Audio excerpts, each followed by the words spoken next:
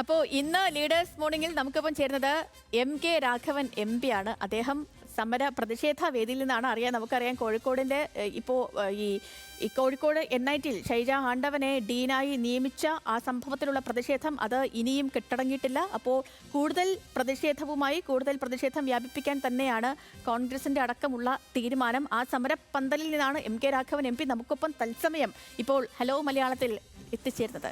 Shri MK Raghavan MP, സ്വാഗതം hello മലയാളത്തിലേക്ക്. Good morning. Hello hello hello കേൾക്കാമോ? അങ്ങേ കേൾക്കാമോ? കേൾക്കാം. ഗുഡ് മോർണിംഗ്, സ്വാഗതം ഹലോ മലയാളത്തിലേക്ക്. Good morning.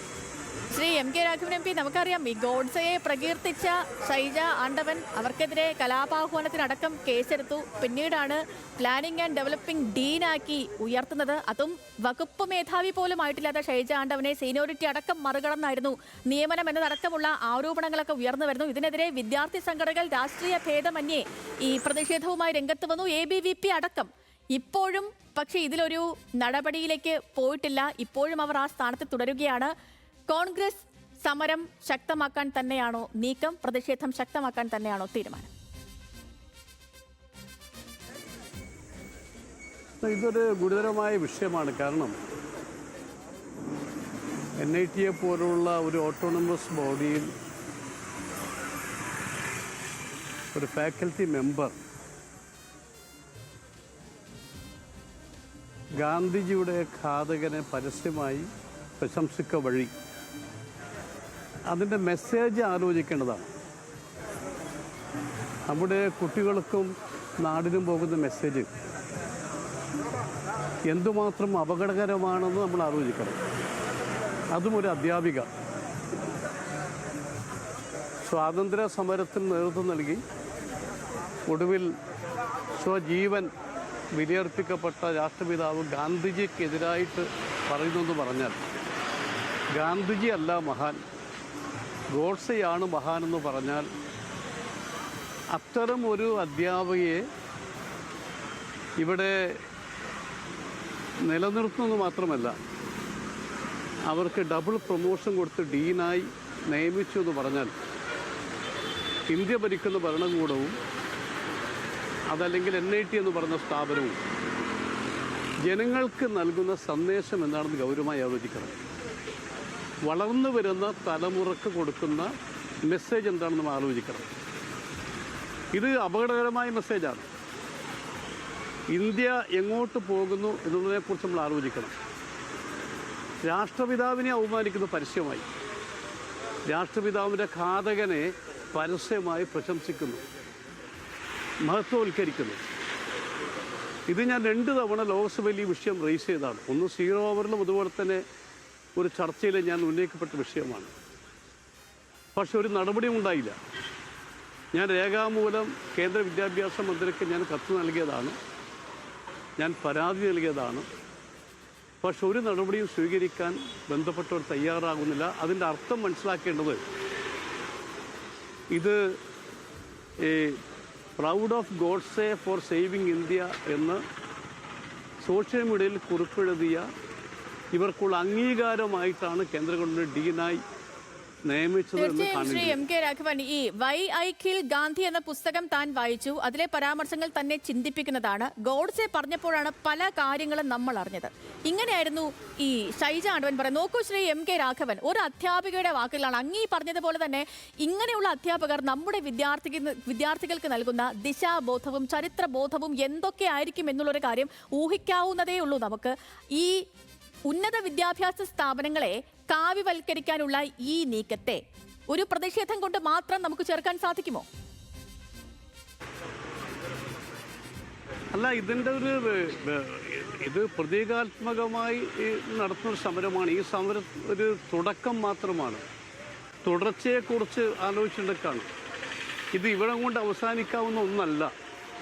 എല്ലാ തലങ്ങളിലും ഇത്തരം സമരം ചെയ്യേണ്ടി വരും. കാരണം ഇത്തരം അധ്യാപികമാർ ഓരോ സ്ഥാപനത്തിലും ഉണ്ടായാൽ ഈ വിദ്യാർത്ഥികൾക്കുള്ള മെസ്സേജ് ഈ രീതിയിലാണെങ്കിൽ നമ്മുടെ രാജ്യം എങ്ങോട്ട് പോകുന്നുവെന്ന് മാത്രമല്ല ഈ നമ്മുടെ രാജ്യത്ത് ഈ തമ്മിലുള്ള ഈ വിവിധ തലങ്ങളിലുള്ള ആളുകൾ തമ്മിലുള്ള അകൽച്ച വർദ്ധിപ്പിക്കാൻ മാത്രമേ ഇത് ഉപകരിക്കൂ. അതുകൊണ്ട് തന്നെ ഇതൊരു ഈ സ്ഥാപനത്തിൻ്റെ മുമ്പിൽ നടത്തുന്ന സമരം ഒരു തുടക്കം മാത്രമായി കാണുകയാണ് ഞാൻ.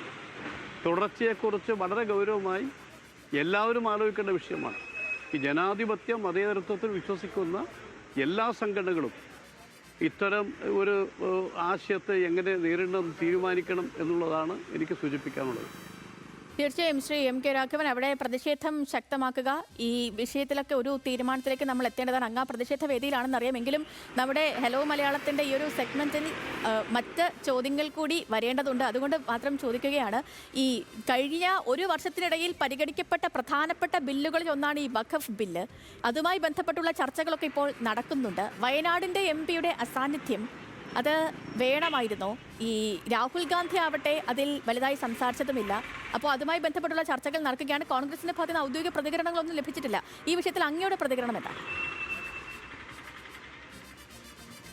ഇത് കോൺഗ്രസ് പാർലമെന്ററി പാർട്ടി യോഗം ചേർന്ന് ഈ ബില്ലിൽ ആരൊക്കെ സംസാരിക്കണമെന്ന് തീരുമാനിച്ചു. അവരെ ചുമതലപ്പെടുത്തി ആ സംസാരത്തിൽ ഏതൊക്കെ പ്രൊവിഷൻസിനെ കുറിച്ചാണ് പറയേണ്ടത് അതൊക്കെ തീരുമാനമെടുത്തു. അതുകൊണ്ടാണ് ശ്രീ രാഹുൽ ഗാന്ധി അല്ല, കോൺഗ്രസിൻ്റെ സംഘടനാ ജനറൽ സെക്രട്ടറി ശ്രീ വേണുഗോപാലൻ തുടങ്ങിയ 7ഓളം ആളുകളാണ് ഈ ചർച്ചയിൽ കോൺഗ്രസിൻ്റെ ഭാഗത്ത് പങ്കെടുത്തത്. അതുകൂടാതെ ഇന്ത്യ മുന്നണിയുടെ യോഗം വിളിച്ച് ഒരുമിച്ച് നിർത്താൻ തീരുമാനമെടുത്തു. എല്ലാ ഘടകകക്ഷികളും ഒരുമിച്ച് നിന്നു. അതിൻ്റെ ഫലം വോട്ടിങ്ങിൽ കാണാനും സാധിച്ചു. പിന്നെ മറ്റൊരു കാര്യം, പ്രിയങ്ക ഗാന്ധി വളരെ അത്യാവശ്യം അടുത്ത ബന്ധു അസുഖമായി അമേരിക്ക കഴിയാൻ സീരിയസ് ആണ്. അങ്ങനെയാണ് അവർ അനുവാദം വാങ്ങിയിട്ടാണ് പോയത്. ഈ ബില്ല് വരുന്നത് ബില്ല് വളരെ പെട്ടെന്നാണ്. ഈ അഡ്വൈസറി കമ്മിറ്റി രാവിലെ കൂടി തീരുമാനമെടുത്തു. അന്ന് ബില്ല് വരികയാണ്. അപ്പോൾ അസുഖം വളരെ മൂർച്ഛിച്ചതിനെ തുടർന്നാണ് സ്വന്തം ബന്ധുവിനെ കാണാൻ വേണ്ടി അവർ അമേരിക്കയിൽ പോയത്. അതൊക്കെ ശരി. എം കെ രാഘവൻ MP, ഒരൊറ്റ കാര്യം കൂടി, ഈ വഖഫ് ബില്ല് അത് കോൺഗ്രസിനെ സംബന്ധിച്ച് UDF-നെ സംബന്ധിച്ച് ഒരു തലവേദനയാവുകയാണോ? കാരണം ഭിന്നിച്ചു നിൽക്കുന്ന രണ്ട് വിഭാഗങ്ങളെ ഒന്നിച്ചു നിർത്താൻ ഇനിയും UDF-ന് സാധിച്ചിട്ടില്ല. അവരിൽ കാര്യങ്ങൾ ബോധ്യപ്പെടുത്താൻ സാധിച്ചിട്ടില്ല. കഴിഞ്ഞ ദിവസം അങ്ങ് കണ്ടു കാണും, BJP സംസ്ഥാന അധ്യക്ഷൻ ഈ മുനമ്പം സമരപ്പന്തലെത്തി 50 പേർക്കാണ് ഒരു ദിവസം കൊണ്ട് അംഗത്വം അടക്കം നൽകിയത്. തദ്ദേശ തിരഞ്ഞെടുപ്പ് അടുക്കാൻ പോകുന്ന ഈ ഘട്ടത്തിൽ UDF എന്താണ് മുനമ്പം ജനതയോട് പറയാനിരിക്കുന്നത്? ഈ മുനമ്പം വിഷയവും വഖഫ് ബില്ലും രണ്ടാണ്. നമ്മളത് ആദ്യം പഠിക്കാൻ ശ്രമിക്കണം. മുനമ്പം വിഷയം എന്ന് പറയുന്നത് അവിടെ കഴിഞ്ഞ 8 പതിറ്റാണ്ടുകളായി താമസിച്ചു വരുന്ന 600ഓളം കുടുംബങ്ങൾക്ക് നിർബന്ധമായും അവർക്കത് പതിച്ചു കൊടുക്കണം എന്ന് തന്നെയാണ് കോൺഗ്രസ് പാർട്ടിയുടെ UDF-ന് തീരുമാനം. അതുമാത്രമല്ല, മുസ്ലിം ലീഗിൻ്റെ മുസ്ലിം കോർഡിനേഷൻ കമ്മിറ്റി ചേർന്നു. ബഹുമാനായ പാണക്കാട് തങ്ങളാണ് അധ്യക്ഷത വഹിച്ചത്. ഏകാണ്ഡമായി തീരുമാനിച്ചു, ഒരു കാരണവശാലും ഇറക്കി വിടാൻ പാടില്ല, അവർക്കത് പതിച്ചു കൊടുക്കണം എന്ന് തീരുമാനിച്ചു. അപ്പോൾ ഇത് വളരെ ബോധപൂർവം BJP ഉണ്ടാക്കുന്ന വിഷയമാണ്. അതുകൊണ്ട് ഈ വിഷയം വളരെ പിന്നെ ഞാൻ ചോദിക്കട്ടെ, നിസാർ കമ്മീഷൻ ആരാ വെച്ചത്? BS-ൻ്റെ ഗവൺമെൻറ് അല്ലേ? നിസാർ കമ്മീഷനാണല്ലോ ഈ മുനമ്പം വിഷയം എടുത്ത് പരിശോധിച്ച് പറഞ്ഞ് റവന്യൂ ഭൂമിയാണ്, റവന്യൂ ഏറ്റെടുക്കണം. അങ്ങനെ കോടതിയിലൂടെ റവന്യൂ ഏറ്റെടുക്കാൻ ശ്രമം നടത്തി. അതിൻ്റെ ഭാഗമായിട്ടാണല്ലോ ഇത്രയും വഷളായത്. എന്തുകൊണ്ട് സംസ്ഥാന ഗവൺമെൻറ്റിന് ഇത് തീരുമാനിക്കാൻ കഴിയുന്നില്ല? എന്താ ഗവൺമെൻറ് ഒന്നും ചെയ്യാത്തത്? കമ്മീഷൻ വെച്ചതല്ല വിഷയം. ഇവർക്ക് പതിച്ചു കൊടുക്കാൻ ആവശ്യമായ നടപടി സ്വീകരിക്കാൻ എന്താ സംസ്ഥാന ഗവൺമെൻറ് വൈകുന്നത്? എത്ര കാലമായി? അപ്പോൾ ഇത് ഞങ്ങൾക്ക് UDF-ന് ഇതൊരു വിഷയവുമില്ല. ഇവിടെ നേരത്തെ സൂചിപ്പിച്ച പോലെ എല്ലാവരുമായി സംസാരിച്ച് അവരെല്ലാം ബോധ്യപ്പെടുത്തി ഒരുമിച്ച് കൊണ്ടുപോകാൻ UDF-ന് സാധിക്കും എന്നാണ് എൻ്റെ വിശ്വാസം. ഓക്കെ, വളരെയധികം നന്ദി Shri M K Raghavan MP. താങ്കളുടെ വിലയേറിയ സമയം നമ്മുടെ പ്രേക്ഷകർക്ക് വേണ്ടി ചെലവഴിച്ചതിന് ഒരുപാട് സന്തോഷം. അങ്ങേക്ക് ഇന്നൊരു നല്ലൊരു ദിവസം കൂടി ആശംസിക്കുകയാണ്. Thank you so much.